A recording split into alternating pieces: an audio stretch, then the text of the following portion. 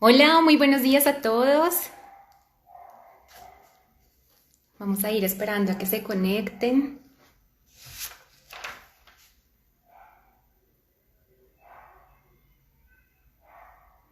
Hola Lizzy, buenos días. Hola Karen. ¿Cómo estás, Danita? Hola Mona Linda. Bueno, esa previa estuvo súper emocionante. ¿Qué vamos a hacer con Julián y Mapis? No, están arrasando con todo. Hola Mapis, ¿cómo estás? Hello, hello. Bueno, pero ¿quién le hizo ahí como competencia a Juli? Yo vi a Mapi, vi a Dieguito Burgos. ¿Qué pasa con el resto, chicos? Necesitamos que le hagan competencia. Bueno, vamos cuatro en este momento. Yo creo que esperamos un minutico e iniciamos. Por lo pronto, alguien que me cuente cómo les fue esta semana. ¿Qué tal todo? Ay, sí, Lizzy, yo creo que tienes toda la razón. Les cogió el sueño a los demás. Tal vez a los más grandes que estamos acostumbrados a madrugar, no, pero que los jovencitos también, porque en el colegio, la universidad, esas clases son prácticamente madrugada. Alejo, hola, buenos días.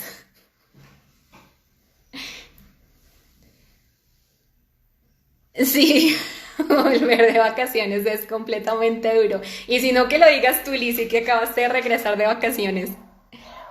Me alegra, Mapi, que tu semana haya estado muy bien, gracias a Dios.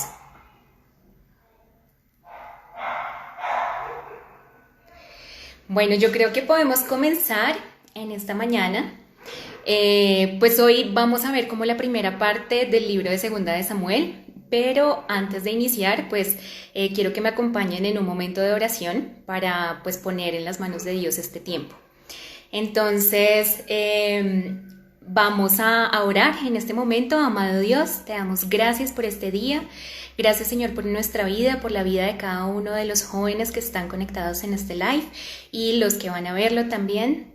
Te damos gracias por este espacio, Señor, porque reconocemos que tú eres el dueño de nuestra vida, que tú eres el dueño de todo nuestro tiempo también, y te damos gracias porque vas a hablar en nuestro corazón. Te pedimos que abras nuestra mente y que sea tu Espíritu Santo revelando verdad en nuestras vidas y que podamos ser renovados a través de tu palabra y que podamos atesorar palabras y enseñanzas en nuestra vida para ponerlas en práctica de ahora en adelante.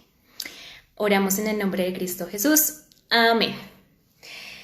Bueno, hola Salo, buenos días, Steffi Montoyita, bienvenidas. Entonces, en la clase pasada Karen nos había dado como una introducción del libro de Segunda de Samuel y nos contaba que era prácticamente como una continuidad del libro de Primera de Samuel. Yo no sé, pero cuando leemos Hechos 13:22, pues a mí me pasó primero que yo leí el Nuevo Testamento y pues hasta ahora estoy leyendo el Antiguo Testamento. Pero cuando leemos Hechos 13:22, encontramos algo que dice: tras destituir a Saúl, les puso por rey a David, de quien dio este testimonio. He encontrado en David, hijo de Isaí, un hombre conforme a mi corazón. Él realizará todo lo que yo quiero. Y este testimonio, ¿quién lo estaba dando? Dios. Entonces, cuando uno dice, hay un hombre conforme al corazón de Dios, y que nosotros ya hemos tenido la oportunidad de conocer varias características de Dios, como en todo este estudio del Antiguo Testamento, y uno dice, pero ¿quién será ese hombre? ¿Cómo será ese hombre? Y a uno le causa como curiosidad conocer más acerca de esa vida, de ese hombre, de la vida de ese hombre que Dios ha reconocido que es conforme a su corazón. Entonces uno comienza a leer y creo que prácticamente todos nos quedamos como con dos historias de David. Uno, pues cuando derrota a Goliat, y dos, pues tristemente cuando la embarra con Betsabé. Pero yo no sé si a ustedes les pasó. Bueno, uno, hemos podido identificar muchas cualidades de David. No sé si ustedes me pueden ahí comenzar a escribir cuáles cualidades ustedes han identificado. A mí siempre me llegan tarde los mensajes, entonces ahorita les estaré leyendo. Pero yo he encontrado primero que es un hombre fiel, súper fiel, fuerte, hábil guerrero, un hombre temeroso de Dios, un hombre apasionado también. Nos recordaba Karen en la clase pasada que también era un hombre muy emocional, pero que además que no temía expresar sus emociones, sino que las expresaba, que si sentía tristeza lo expresaba. Era misericordioso también, dice María Pau, claro que sí, Mapis. Y si sentía tristeza, si sentía alegría, lo expresaba, si tenía que llorar, lloraba. Entonces era un hombre emocional. Era extrovertido también, por eso mismo como que podía mostrar sus emociones sin darle vergüenza. Muchos, por ejemplo, yo soy muy tímida, para mí este tipo de cosas, por ejemplo, es un reto completamente, pero este hombre no le daba pena expresar lo que sentía, era extrovertido. ¿Qué más dicen por acá? Un gran amigo, reconocía su pecado y se arrepintió, valiente, muy bien. Hola, Dani. Y su intención siempre era agradar a Dios. Entonces podemos ver como todas esas características de David en todo lo que ha transcurrido. Pero cuando uno se queda como con esa historia de la primera parte y que él es ungido como el rey de Israel, pues uno llega a pensar como que, bueno, pues la tuvo fácil, ¿sí? O sea, ya se sabía que él iba a ser el próximo rey y yo no sé si a ustedes les sorprendió, pero para mí ver que no la tuvo nada fácil, o sea, yo pensé que moría Saúl e inmediatamente le ponían su coronita y ya, rey, pero no la tuvo para nada fácil. Y pues al ver estos capítulos, estos primeros capítulos del libro de Segunda de Samuel, donde vi que David para nada la tuvo fácil, o sea, en lo que hemos visto de su vida hasta ahora, no la tuvo fácil, pero en estos capítulos sí que menos la tuvo fácil. Yo digo, bueno, me llevó a pensar algo que tal vez nosotros obviamos y que me sorprendió mucho, y es la manera como David ve a Dios en medio de las dificultades. Y pues tal vez me sorprendió muchísimo porque, bueno, de pronto no todos se pueden identificar conmigo, pero personalmente cuando paso por un momento difícil o cuando pasaba por un momento difícil o de dificultad o de tristeza o sí, un momento de dificultad, yo siempre pensaba era que era un momento o era como un castigo, algo así, de Dios, o que eran los momentos donde más separada estaba de Dios, donde Dios no estaba en mi vida. Entonces, para mí esos momentos de dificultad eran como si Dios no hubiera estado allí o como si Dios no estuviera ahí conmigo. Y pues, en consecuencia de eso, lo que yo hacía cuando estaba en esos momentos de dificultad era, uno, tratar de solucionar las cosas en mis fuerzas, a mi manera. Yo soy de las que pienso, bueno, hay un problema, ya no nos enfoquemos en el problema, solución. ¿Cuál es la solución? ¿Cuál es la solución? Pero esa solución siempre la encontraba o la buscaba según mis fuerzas. O la otra opción era que acudía a otra persona, ¿no? Entonces, a un amigo del trabajo, no, venga, necesito que me ayude con esto, la embarré, pasó algo mal, estoy en una dificultad. O a mis amigos de la iglesia, Pau Cara puede dar testimonio de eso. Dios, la amo, de verdad, siempre estuvo ahí para mí, pero yo creo que cualquier cosa que me sucedía, primero, Pau, o algo por el estilo. Pero sí he aprendido algo en este caminar con Dios, es que a quien debemos acudir primero es a Él, acudir a Él y a pedir consejo a Él, a pedir consejo a Dios cuando estamos en esos momentos de dificultad. Y bueno, con esta introducción entonces comencemos con qué pasó con David en estos primeros capítulos de Segunda de Samuel. Comienza este libro de Segunda de Samuel narrándonos un intenso dolor que tenía David por la muerte de Saúl y Jonatán. Y tanto fue su dolor tan intenso, o sea, imagínense, para David es como si se le hubiera muerto su hermano, prácticamente. Y pues durante todo el tiempo que él sirvió a Saúl, pues lo hizo realmente de corazón, reconociendo que él era el ungido de Dios y con una lealtad genuina. Recordemos que muchas oportunidades, a pesar de que Saúl fue todo lo contrario, no lo honró, quería matarlo, lo perseguía, lo acusaba, pues él todo lo contrario, y a pesar de tener todas las oportunidades para vengarse, David jamás lo hizo y siempre respetó su posición como el ungido del Señor. Entonces para él fue una tristeza muy grande que hubiera muerto, y más que hubiera muerto como en esa situación de guerra, tal vez solos, como en angustia. Cuando le narran a David la forma en que murió Saúl, pues él dice, o sea, yo me imagino que él sentiría como esa impotencia de, y no estuve ahí, tal vez si hubiera estado ahí con ellos al lado no hubieran muerto, como así que fue una monita el que prácticamente le dio muerte a Saúl, o sea, fue terrible para él y lloró muchísimo y tuvo un tiempo de duelo también muy, muy largo. De hecho, ahí en esos primeros versículos nos muestran justamente un cántico que él compone, un lamento, así se llama, el lamento de David por Saúl y Jonatán. Entonces, después de esta situación de tristeza absoluta y de desolación, tal vez cuando nosotros estamos en una situación de tristeza y como que uno pierde el horizonte, ¿no? Como que uno dice, uy, espere, como que yo tenía planeadas muchas cosas y como que viene una dificultad y uno como que... ¿qué hago acá? Es algo así como lo que nos pasó con el tiempo de pandemia, no sé, de pronto lo puedo ver más claro en la situación con mi hermano. Mi hermano es deportista de alto rendimiento y él me decía, mira, no te imaginas todo lo que yo he cosechado estos años.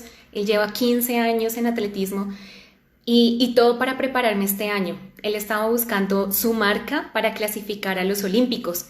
Entonces decía, y no, me toca parar, pero además de parar, o sea, es como si todo se hubiera frenado en el mundo del deporte, como que le da angustia, como que todo va a cambiar. Y entonces yo me imagino que David también se sintió en esa situación como además de tristeza, pero además como desorientado.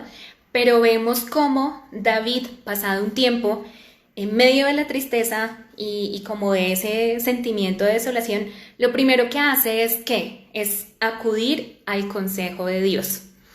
Y ahí, en medio de ese consejo de Dios, pues lo primero que le pregunta es, venga, ¿a dónde voy? Y vemos en el capítulo 2 que dice literal, pasado algún tiempo, David consultó al Señor, ¿debo ir a alguna de las ciudades de Judá? Sí, debes ir, le respondió el Señor. ¿Y a qué ciudad quieres que vaya? A Hebrón. Y entonces vemos cómo David, o sea, en medio de su dificultad, en medio de su tristeza, en medio de su desolación, lo primero que hace es pedir consejo al Señor, acudir al Señor, decirle a dónde voy. O sea, ¿quieres que vaya y a dónde quieres que vaya?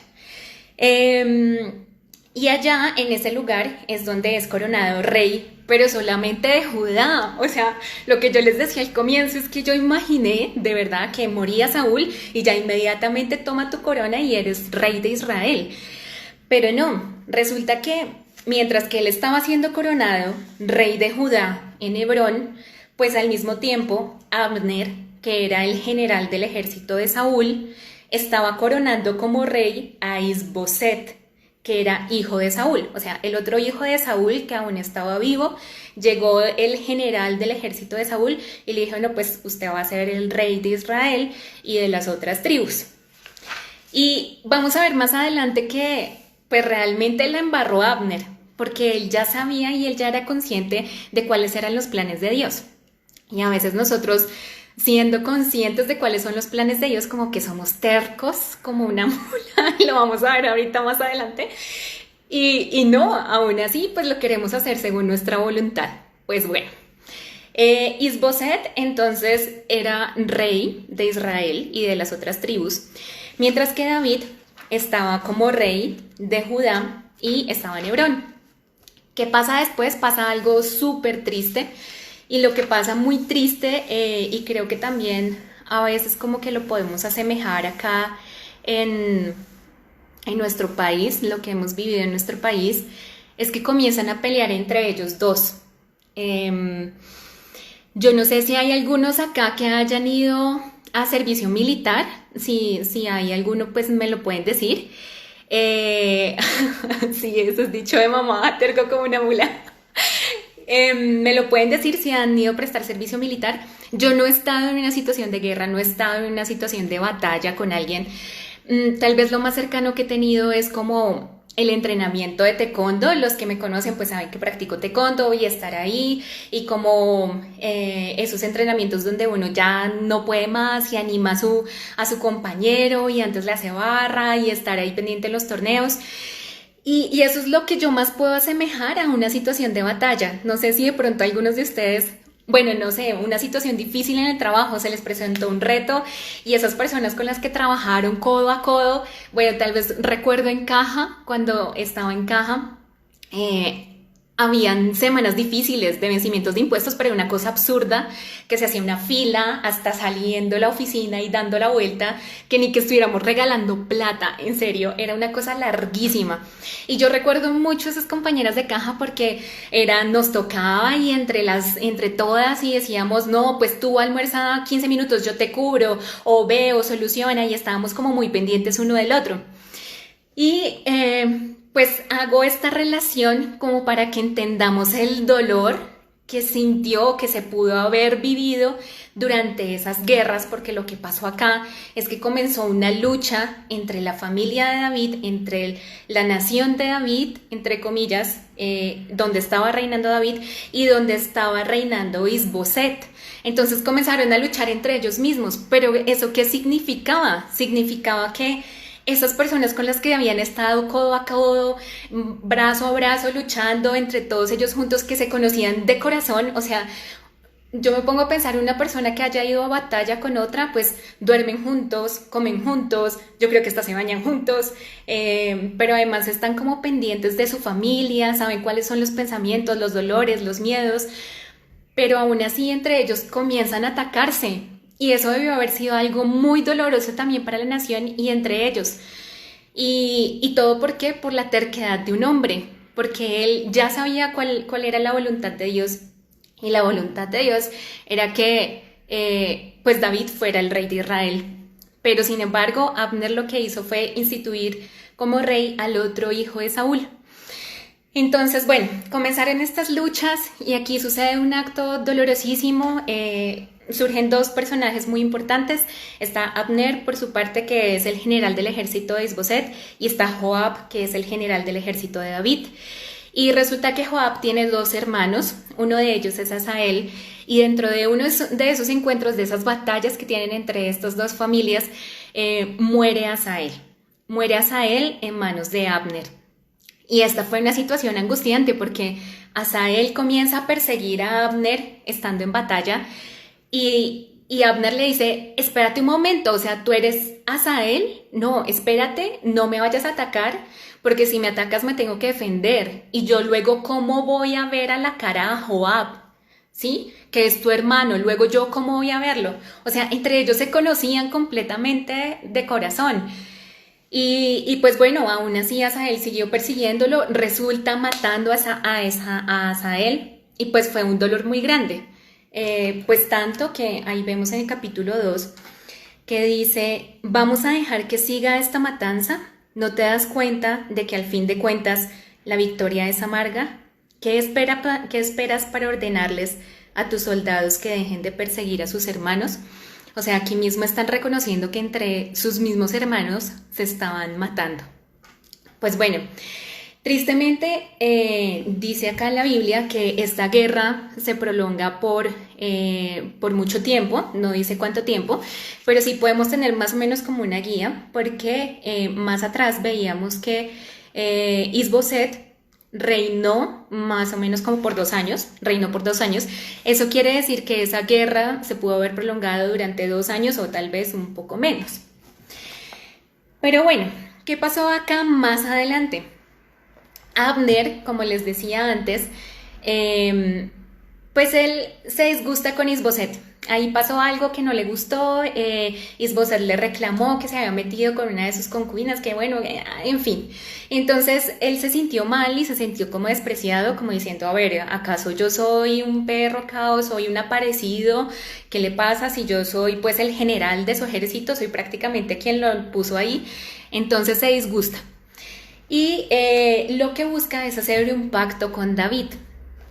Pero entonces, ¿qué pasa? Aquí es donde podemos ver claramente que Abner no era ajeno y no desconocía la voluntad de Dios. ¿Por qué? Porque pues él habla directamente con los ancianos de Israel y aquí lo podemos ver. Está en el capítulo 3, versículo 17. Luego Abner habló con los ancianos de Israel.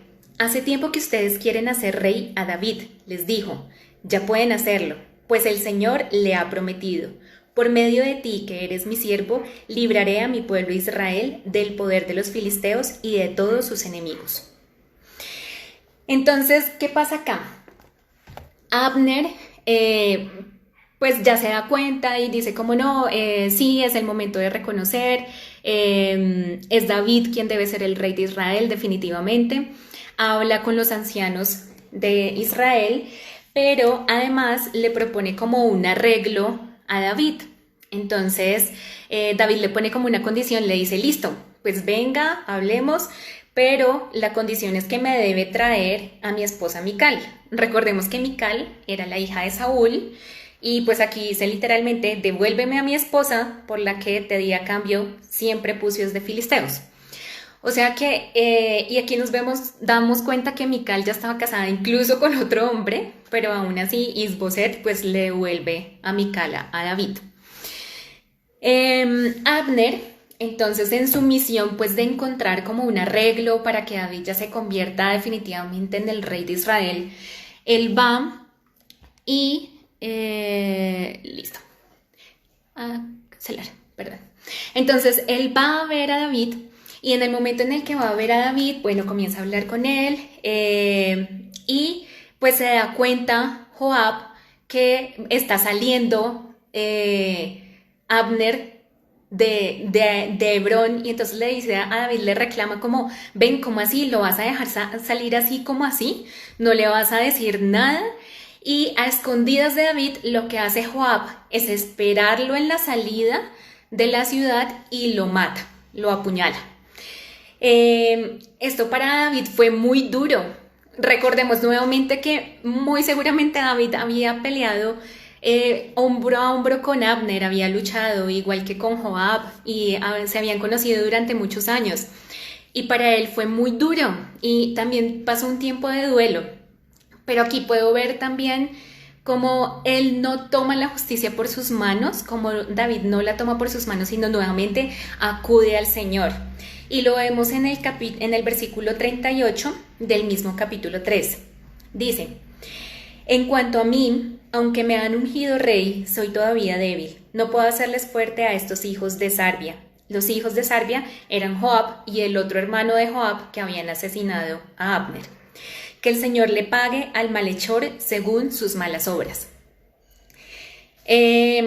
Pues bueno, David le ordena a estos hombres que asesinaron a Abner que pasaran un tiempo de duelo, que se rasgaran las vestiduras, que reconocieran prácticamente cuál era el error que habían cometido y eso agradó a los ojos del pueblo y agradaba como la actitud que había tenido David.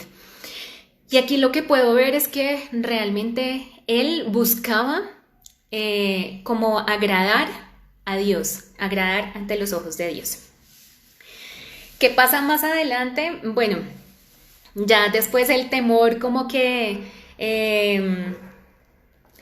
invade el corazón también de Israel, después de la muerte de Abner, pues era el general del ejército de Isboset, entonces resulta que ahora viene el asesinato de Isboset, dos sujetos que pues eran los que comandaban bandos armados, irrumpen así como en el mediodía donde había más, donde la temperatura era más alta, Isboset estaba dormido y pues lo que hacen es matarlo, pero además no lo matan solamente, sino que le arrancan la cabeza y ellos pensando que iban a agradar a David, pues van y le dan la cabeza a David. O sea, no me imagino la escena, pero además no me imagino también el dolor de David de ver cómo desde la muerte de Saúl toda esa sangre que se ha derramado también de los mismos hermanos y de las personas que él conocía. Muy seguramente, pues al ser hijo de Saúl, pues él también había compartido tiempo con Isboset. Y pues bueno, después vemos que una vez muere Isboset, David es ungido rey de Israel. Aquí vemos entonces cómo los ancianos y también todas las tribus de Israel realmente fueron a Hebrón a reconocer y a ungir a David como el rey de Israel. Aquí nos muestra algo muy bonito y es que David tenía 30 años cuando comenzó a reinar. Y yo digo, uy, o sea, 30 años es muy joven. Yo no sé, tal vez para los que tengan 16 dicen 30 años, no, ya se encucho. Yo tengo 34. Y para mí 30 años es muy joven para comenzar a reinar y sobre todo muy joven para haber vivido todo lo que ha tenido que vivir David. Sin embargo, pues bueno, es aquí reconocido como rey y nos muestra más adelante cómo David conquista a Jerusalén. Aquí dentro de esta conquista de Jerusalén me gusta mucho cómo David no reconoce, o sea, yo creo que muchas veces en nuestra vida hemos pensado de esa manera, yo debo reconocerlo, que por ejemplo, me presento a un concurso y yo digo, no, yo me lo tengo que ganar porque es que yo he hecho, yo sé, yo no sé qué y no, me lo merezco. Y pues David tenía todo el mérito para decir, me lo merezco. ¿Por qué? Porque había liderado el ejército, porque había ganado muchas victorias, es que muchas medallas, muchas victorias, muchas guerras, pero resulta que no fue así. Y cuando lo vemos ahí en el capítulo 5, en el versículo 12, reconoce a David, y esto me parece muy bonito, dice, con esto David se dio cuenta de que el Señor, por amor a su pueblo, lo había establecido a él como rey sobre Israel y había engrandecido su reino. Entonces no fue por él, y ahí es donde reconoce primero, fue por Dios. Y no solamente por Dios, por amor a mí, sino también por amor a su pueblo. Y ahí es donde reconoce también que tenía una responsabilidad, ¿sí? Si yo fui nombrada, instituida como por amor a mi pueblo, pues yo tengo una responsabilidad muy grande con mi pueblo, ¿sí? Y no sé muchas veces cuando hemos pensado eso, cuando Dios nos pone en una situación de privilegio, cuando nos enaltece de alguna manera, no sé si podemos ver más allá y ver la responsabilidad que tenemos con respecto a, porque tal vez nos fijamos solamente en nosotros mismos y decir, no, sí, gracias Dios, y es que tú me amas tanto que por eso me diste esto, por eso me diste un ascenso, por eso me diste un premio en la universidad, por eso gané un concurso, pero no, te lo dio por algo aún más grande, te lo dio porque tú puedes ser el ejemplo para otra persona, te lo dio porque tú puedes ayudar a esa persona que ahora estás liderando, te lo dio porque tienes un compromiso muchísimo mayor, te lo dio porque tu deber es con Dios y no con las otras personas. Entonces creo que también eso nos ayuda a pensar un poco más porque Dios también permite que en nuestra vida seamos enaltecidos. Bueno, ¿qué pasa más adelante? Aquí muestra nuevamente David ese carácter que busca siempre depender de Dios y buscarlo a él. Vemos que viene una batalla contra los filisteos y en 2 oportunidades, y me parece el contraste más que espectacular, me parece súper oportuno, porque en la primera oportunidad lo vemos en el versículo 19, dice: así que David consultó al Señor, ¿debo atacar a los filisteos? ¿Los entregarás en mi poder? El Señor le dice, atácalos, te aseguro que los entregaré. Entonces David fue a Baal Perasín y allí los derrotó. Esa fue la primera oportunidad que él dice, lo consulta, ¿debo ir? Sí, ve, y él obedece. La segunda vez está en el versículo 23. Así que David volvió a consultar al Señor. No los ataques todavía, le respondió el Señor. Rodéalos hasta llegar a los árboles de bálsamo y entonces atácalos por la retaguardia. Entonces, y vemos ahí más adelante en el versículo 25 que dice, así lo hizo David, tal como el Señor se lo había ordenado. Entonces creo que cuando estamos buscando esa ayuda de Dios y ese consejo en momentos de dificultad, creo que también está como la determinación de hacer caso y de obedecer. O sea, no es solamente buscar su consejo, de buscar su consulta, sino también de obedecer. Miren que en 2 ocasiones, y no sé ustedes personalmente, a mí lo que más me cuesta es esperar, más que actuar en el momento. O no, en ocasiones también como actuar en el momento. No sé a ustedes qué les cueste más. Pero me encantan esos dos contrastes porque David nos enseña tanto actuar ya, si así lo dice el Señor, o esperar, si así lo dice el Señor. Entonces, eso me pareció súper importante. Bueno, ahora viene más adelante otra historia que fue más o menos la que nos puso en contexto Karen la última vez y nos hablaba sobre el traslado del arca de Jerusalén. Entonces, Karen nos contaba que David la había embarrado porque no había consultado a Dios. Entonces lo consultó en la batalla, lo consultó cuando estaba en situación de tristeza, cuando le dijo a qué ciudad tengo que ir, pero cuando fue a transportar el arca no lo consultó, la embarró. Entonces acá vemos que por más buena que sea nuestra intención, recordemos que nuestro corazón es engañoso. Entonces siempre por más buena que sea nuestra intención debemos consultar al Señor antes de, no sé si les ha pasado, pero a veces uno quiere dar un buen consejo con toda la mejor intención, pero resulta haciendo más daño a la persona y resulta dando un consejo desde su propia experiencia, pero no desde la guía de Dios. Entonces creo que es importante siempre, por más de que nosotros pensamos que es un acto bueno, que es un acto que va a traer bondad, que es algo que le va a agradar a Dios, porque eso era lo que estaba pensando David, a ver, voy a traer el arca, la presencia de Dios a Jerusalén, donde yo estoy, donde tú me pusiste a reinar, pero no, tengo que buscar siempre tu voluntad de Dios y preguntar y acudir siempre a Dios, así pensemos que lo que estamos haciendo va a ser correcto. Y bueno, ¿qué pasa acá? Pues se los llevan en una carreta y en medio de este traslado del arca, pues como que se tropiezan y se iba a caer el arca y lo que pasa es que Usa, pues en su angustia que no se fuera a caer el arca, la toma y en ese momento que la toma muere. ¿Y por qué muere? Pues el Señor había sido muy claro en cuáles eran las instrucciones para trasladar el arca y también había sido muy claro en quién sí podía tocar el arca y quién no. Usa no la podía tocar y por eso muere. Y ahí en ese momento David siente temor de Dios y creo que es importante no solamente escuchar a Dios, o sea, en todo momento. Aquí cuando David siente temor de Dios y al ver este acto, él también escucha a Dios y él sabe que no le agradó a Dios de alguna manera lo que él estaba haciendo. Y por eso toma una decisión y es que deja el arca en la casa de Obed-Edom. Y dice, no, esto definitivamente no le está agradando a Dios.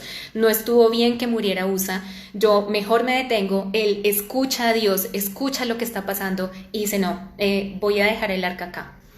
Después de un tiempo, ya cuando David se da cuenta que la casa de Obed-Edom es bendecida pues, por el arca, por la presencia del arca, pues David ya toma la decisión de traer el arca nuevamente a Jerusalén, pero ahí sí, pues, como debe ser. Ofreció primero sacrificio y la trasladaron de la manera correcta.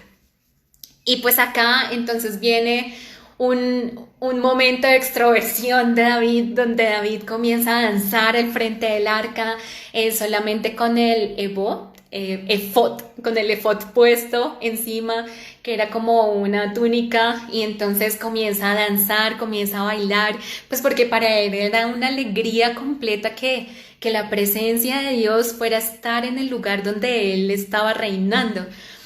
Y aquí vemos algo que sucede cuando él llega con el arca y cuando está con este momento de extroversión. Y lo vemos en el capítulo 6, versículo 16. Dice, sucedió que al entrar el arca del Señor a la ciudad de David, Mical, hija de Saúl, se asomó a la ventana y cuando vio que el rey David estaba saltando y bailando delante del Señor, sintió por él un profundo desprecio. O sea, yo no me imagino, este hombre es súper extrovertido, o sea, él estaba en su cuento y él lo que quería era agradar a Dios, él no estaba pendiente de qué era lo que estaban pensando de él, que él como rey, que qué van a decir de mí, que se van a burlar, no, para nada. Él lo que estaba era en ese momento celebrando que el Señor estaba ahí, lo estaba alabando y esa era su intención, no le importaba nada más, pero sin embargo Mical. Y creo que acá muchas veces hemos actuado como Mical. No sé si les ha pasado en el culto, vemos una persona que está alabando, que está adorando y somos como, uff, qué exagerado, uff, pero debería ser más recatado. Pero entonces como que muchas veces cuestionamos la forma de alabar de otras personas. Y también puede ser que Mical pues sí le dio desprecio ver a David, que como su extroversión de esa manera, pues muy seguramente Mical tampoco era muy extrovertida en su alabanza al Señor. Entonces vemos como que ella está más pendiente como de agradar a los demás y no de agradar al Señor. Y me encanta la respuesta que le da David. Bueno, son palabras fuertes, pero David le dice en el versículo 21, lo hice en presencia del Señor, quien en vez de escoger a tu padre o a cualquier otro de su familia, me escogió a mí y me hizo gobernante de Israel, que es el pueblo del Señor. De modo que seguiré bailando en presencia del Señor y me rebajaré más todavía hasta humillarme completamente.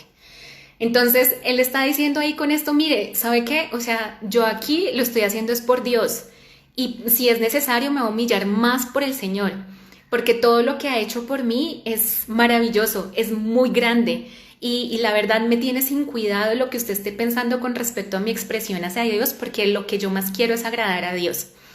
Entonces, eso me parece súper lindo. Bueno, aquí viene en el capítulo 7 una interacción muy hermosa entre David y Dios. Vemos por un lado una promesa de Dios y por otro lado una oración de David. Resulta que David ya está en Jerusalén, ya está el arca, ya todo, y él está viviendo en un palacio de cedro. Y él dice, venga, no es justo que yo viva en un palacio de cedro y que el arca esté viviendo en una tienda de acampar. Le dice a Natán, yo quiero construirle al Señor un lugar para que él habite, para que ahí esté el arca, para que habite el arca. Y pues aquí lo que sucede es que Natán le dice, pues bueno, haz conforme a tu corazón o como te lo diga. Sin embargo, luego recibe un mensaje del Señor y el Señor le dice, no, dile por favor, Natán, a David, que él no va a ser quien me va a construir una casa. O sea, ¿cómo así que me vas a construir una casa? No, todo lo contrario, yo te voy a construir una casa a ti. ¿Sí? Ve y dile que yo antes fui el que te acompañé. Yo he viajado con el pueblo de Egipto durante todo el tiempo, acampando en tiendas de campaña, estando ahí a la intemperie, caminando durante el desierto. O sea, tú no tienes por qué construirme una casa. Y vemos algo súper lindo en el capítulo 7, versículo 11.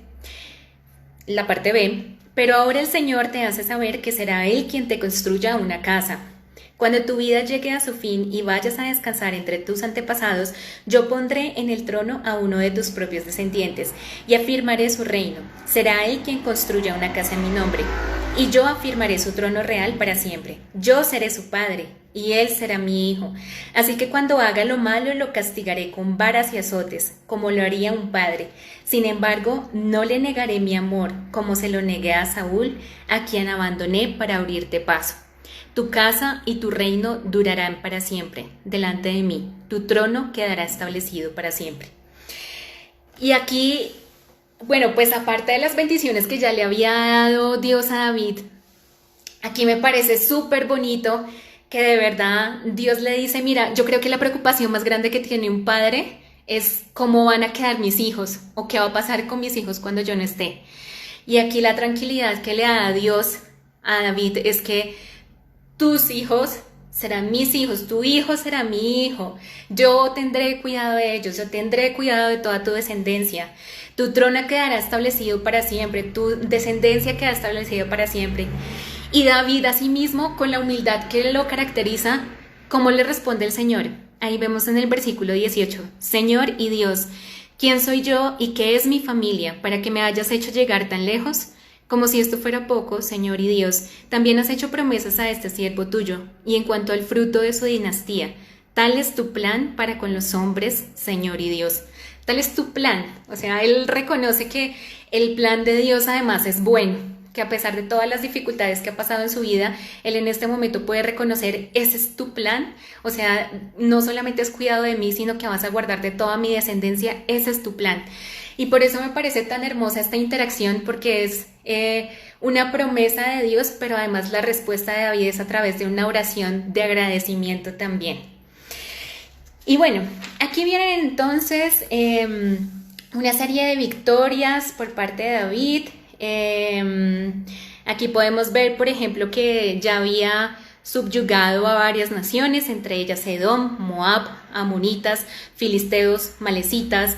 También consagraba el botín que le había quitado a Hadad Ezer, que era el rey de Rehob de Sobá.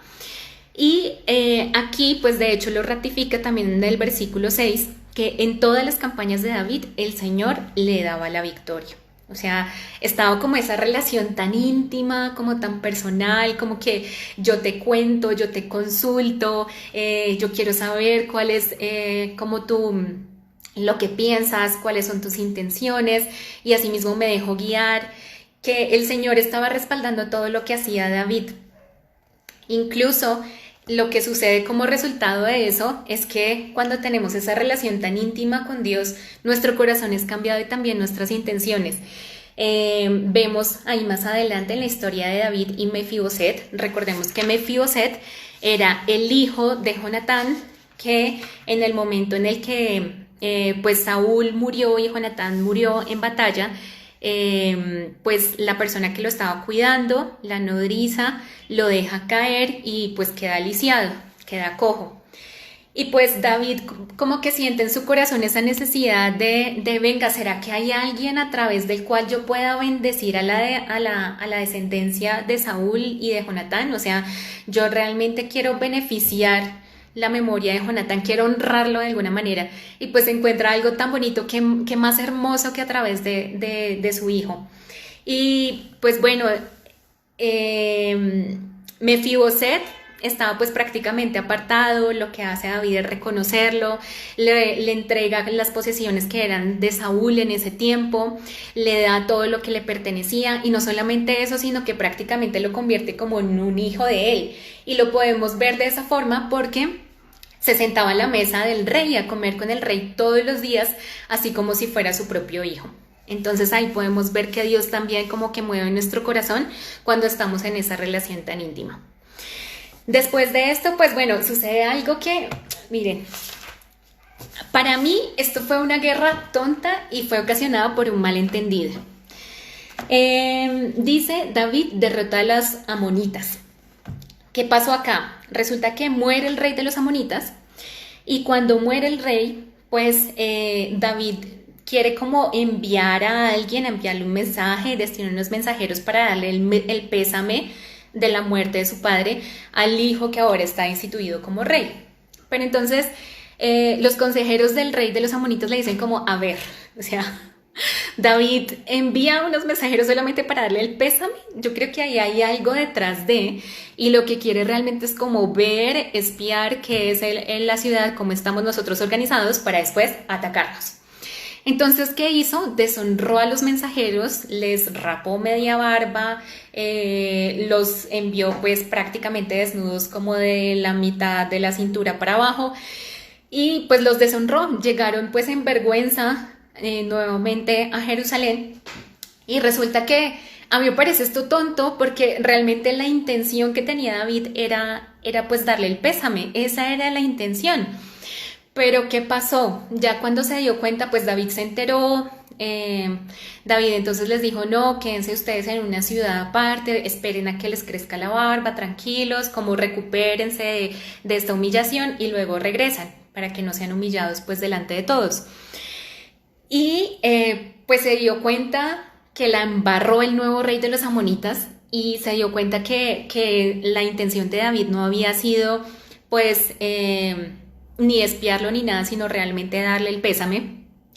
Y lo que pasa es que todo lo contrario, lo que busca es como reclutar gente para matar a David. Entonces uno dice, a ver, la embarró, pero ahora fuera de eso la quiere embarrar aún más y quiere matar a David y ir tras de David. ¿Por qué? Porque ya se había dado cuenta que había deshonrado a David al haber despreciado de esa manera a las personas que llevaban su saludo de pésame. Y pues aquí me parece importante meditar en que a veces cuando tenemos falta de información podemos como asumir cosas, pero realmente no debemos asumir, sino nuestra actitud debería ser, uno, preguntar, Y si no obtenemos la respuesta directamente de la persona cuando preguntamos, pues pidamos discernimiento también de Dios, oremos para que Él también nos dé discernimiento, pero no actuar de acuerdo a lo que nosotros pensamos que puede ser, porque nos podemos equivocar. Entonces, bueno, estos hombres resultan derrotados y aquí es donde viene la historia que más nos duele a nosotros al ver cómo David la embarra con Betsabé. Creo que esto lo hemos visto en muchas oportunidades, pero David estaba en el lugar equivocado. Y no por hacer una cuña acá, pero era de esa manera. Comienza el capítulo 11, sí, por eso Steffi tiene un déjà vu. Comienza el capítulo 11, sí, el capítulo 11. En la primavera, que era en la época en que los reyes salían de campaña, David mandó a Joab con la guardia real y todo el ejército de Israel para que aniquilara a los amonitas y sitiara la ciudad de Rabá. Pero David se quedó en Jerusalén. Entonces, ¿qué pasó? Este hombre ya sabía que, o sea, en la época, ¿cuál era su deber como rey en esta época? Era salir de campaña. ¿Pero qué hizo? Se quedó en la casa, descansando. Entonces, la Biblia también nos recuerda que hay un tiempo para cada cosa y que pues debemos hacerlo todo en su debido tiempo. Por ejemplo, si nosotros tenemos clase pero nos escapamos, pues no es lo que debemos estar haciendo en ese momento. El problema con no estar en el momento que debemos estar y estar haciendo lo que debemos estar haciendo es que ahí justo en ese momento es donde estamos como más débiles y más expuestos ante la tentación. No sé si a ustedes les ha pasado, a mí sí. Yo qué sé, si uno está en una reunión y se distrae con algunas cosas o hablando con un compañero, lo que sea, pues no es el momento para estar haciendo eso. Por ejemplo, si uno tiene que hacer un trabajo, si tiene que adelantar la tesis para la universidad, pero prefiere irse de rumba, pues no es el momento para hacerlo. Pero además estás en el momento donde no debes estar. Te vas de rumba, te vas a un lugar y abres puertas que no deberían estar abiertas porque simplemente deberías estar ocupado de lo que deberías estar haciendo en ese momento. Entonces, bueno, ya vemos aquí a David. Yo creo que esta historia ya no la conocemos de memoria y la verdad aquí es donde desconozco a David. O sea, yo digo, ¿cómo este hombre, siendo víctima de la persecución, porque es que él ya había vivido la persecución de manos de Saúl, ahora se convierte en el victimario? ¿Y por qué se convierte en el victimario? Porque él ahora entonces es quien persigue al pobre Urías. O sea, Urías, ¿qué había hecho? Sino solamente serle fiel a David y al ejército de David. A mí lo que más me da tristeza de ese pecado es que David quería ocultar su pecado. O sea, él ya había visto a Betsabé, ya le había gustado, era hermosa, la mandó llamar a que viniera, él sabía que ella estaba casada, tiene relaciones con ella, Betsabé resulta embarazada, entonces lo que se le viene a la cabeza a David para enmendar el error es, no, pues traigamos a Urías, que es el esposo, simulemos que es que va a tener relaciones con ella y entonces que el hijo va a ser de Urías. Pues Urías todo lo contrario, lo que dice es, no, yo como voy a ir a la casa de mi esposa y más o menos a darme la buena vida cuando yo sé que el ejército de Israel está allá y mis compañeros están sufriendo, no, mi deber es acá, entonces yo me voy a quedar al frente del palacio y pues es un hombre muy honrado y muy correcto. Pero entonces David ante eso pues lo que piensa es no me queda otra opción sino matarlo y todo para tapar su pecado. Y la orden que le da Joab es ponlo al frente de la batalla donde sé que él va a morir. Entonces aquí vemos que hay situaciones difíciles que definitivamente uno dice yo qué hice para que esto sucediera. Pero hay otras situaciones difíciles donde definitivamente nosotros fuimos quienes las ocasionamos. Y esta es una situación difícil donde David lo ocasionó, o sea, fueron decisiones que él tomó. Y pues aquí me parece yo no sé, me costó a mi tiempo reconocerlo, pero porque yo decía el libre albedrío, pues deberían tenerlo algunas personas y otras no, porque las personas malas tienen libre albedrío si van a hacer las cosas malas. Pero lo que entendí es que en su amor tan grande, la máxima expresión del amor es justamente la libertad. Yo no sé, los que están casados, Jonathan y Karen, si Jonathan hubiera cogido, hubiera raptado a Karen y le hubiera dicho, listo, tú vas a ser mi esposa y nos vamos a casar y punto, pues no hubiera surgido amor, el amor hubiera sido tal vez unilateral y eso no es amor realmente. El amor que espera Dios de nosotros es que sea en las dos vías, que tanto nosotros lo anhelemos a Él como Él a nosotros. Y por eso ese libre albedrío es esa expresión de ese amor tan grande. El tema es que cuando nosotros tenemos ese libre albedrío y cuando cometemos equivocaciones, pues hay consecuencias. Y Dios también es como coherente con todas las leyes que ha instituido, todas las leyes naturales, y pues hay una consecuencia. No quiere decir que Dios, te voy a castigar, látigo, sino que realmente hay unas consecuencias por tus actos y debemos ser conscientes también de eso.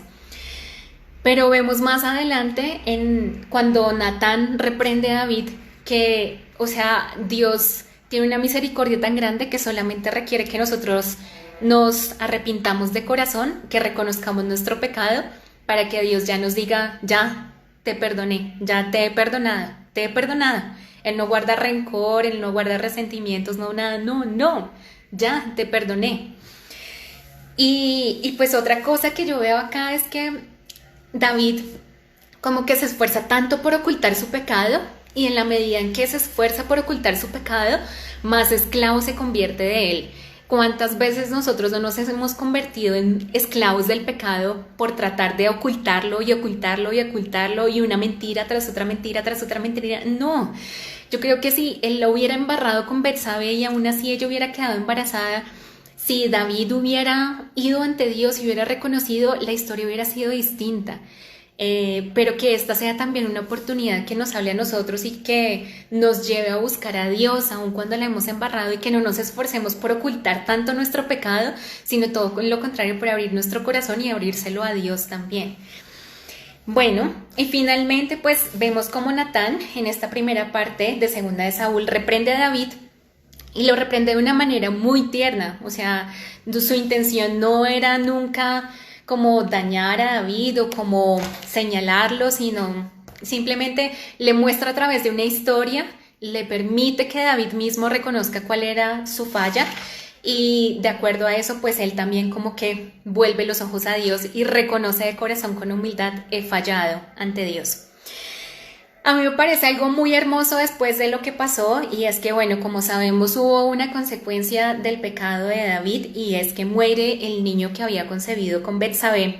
Y vemos en el capítulo 20 que ya después de que murió, a David eso le dolió muchísimo, pero después de eso, David se levantó del suelo y enseguida se bañó y se perfumó, luego se vistió y fue a la casa del Señor para adorar. Después regresó al palacio, pidió que le sirvieran alimentos y comió. Ahí vemos que, o sea, él no lo hacía por agradar a los demás, él simplemente se levantó y dijo, yo reconozco que a pesar de las consecuencias que traen mi pecado, yo quiero ir a alabar a Dios y quiero reconocer que Él me ha perdonado y quiero reconocer que a pesar de todo me he reconciliado. Y creo que esto también es un llamado para nosotros para que no nos quedemos con la idea de como le fallé a Dios, ya no tengo cara para presentarme ante Él, como le fallé a Dios y hubo una consecuencia por mi pecado, ya no quiero volver a Dios, sino que sea todo lo contrario, que a través de esta historia también podamos aprender que si fallamos, podemos regresar a Dios y podemos restituir también esa relación que tenemos con Él. Bueno, y para terminar, el tiempo pasa muy rápido. Les quiero dejar 2 salmos. Bueno, primero, pues la conclusión es que no importa si el origen de las situaciones difíciles sean propias, sea que nosotros mismos las hayamos causado o sea ajeno, Dios siempre está a nuestro lado para sacarnos y para perdonarnos también. invitarles nuevamente a que acudamos a Dios en nuestros momentos de dificultad y también en los momentos en los que estamos muy bien. Siempre dependamos de Él, siempre, siempre, de cada decisión que vayamos a tomar. Y finalmente, pues en Salmos, no voy a alcanzar a leerlo, se los voy a dictar para que lo lean, por favor. Salmo 139, 23 al 24, nos hace una invitación a que Dios siempre examine nuestro corazón. Hay cosas que de pronto para nosotros son ajenos, pero para Dios no. Dios nos conoce por completo, entonces siempre estemos buscando que Dios examine nuestro corazón. Pidámosle, Señor, examina nuestro corazón, expone cuáles son esas cosas que de pronto son pecado y que todavía no he reconocido en mi vida. Y el Salmo 32, 8, 11, donde el Señor nos instruye, y ahí podemos ver cómo David reconoce también que Él siempre nos muestra el camino, el Señor nos muestra el camino, sino que a veces somos como mulas y no queremos entender. Entonces no seamos como mulas, es la invitación que nos hace ese salmo, y escuchemos la instrucción del Señor. Veamos siempre lo que el Señor, busquemos su guía, busquemos su camino siempre, que Él nos va a guiar. Bueno, chicos, esto fue toda la primera parte de Segunda de Samuel. Espero que hayamos aprendido mucho en conjunto. A los que no están recibiendo los devocionales, pues ya saben que nos pueden escribir por interno para que les lleguen los devocionales. Y pues nos vemos ahora en el culto. Les envío un abrazo grande y un beso. Chao.